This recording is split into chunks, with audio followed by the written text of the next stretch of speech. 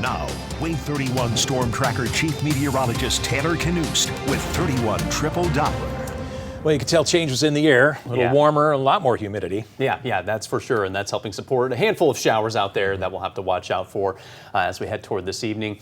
If you're heading to a high school football game tonight, probably going to be okay, but bring the rain jacket just in case. Doesn't hurt. Last thing you want to be is soggy while you're watching those games tonight, and a handful of showers are going to stick around, just like we see right now on 31 Triple Doppler. And we'll start with our Huntsville-Decatur live Doppler radar, getting a look at some downpours in parts of Morgan County, Lawrence County, and in parts of Coleman County as well. This is about all the rain we're seeing around North Alabama right now. Light to moderate showers kind of surrounding areas like Falkville, near Hartselle, back toward Moulton, and we have had some passing rain farther south near Coleman as well.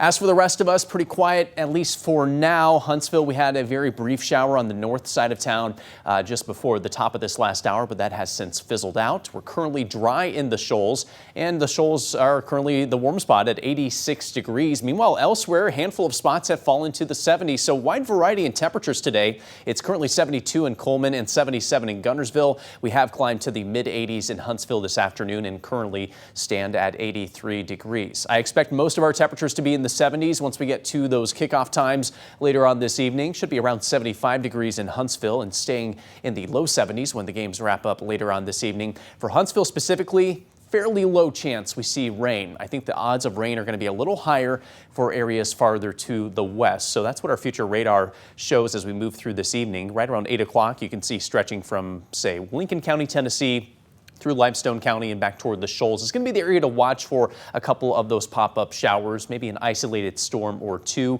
We are not going to see anything severe today or this evening. And then as we get toward the overnight hours, we'll have a chance at some spotty showers here or there. So we'll call it a 30% chance of rain late tonight in Huntsville. Overnight lows a little warmer in the upper 60s thanks to that higher humidity. The humidity will be on the rise again tomorrow, and that's going to support a good chance at showers and storms. We have bumped up our chance to 60% in Huntsville. It's an even higher chance east of there around northeast Alabama. With the rain in mind, it should be a little cooler tomorrow with highs in the low 80s, possibly even some 70s for parts of North Alabama.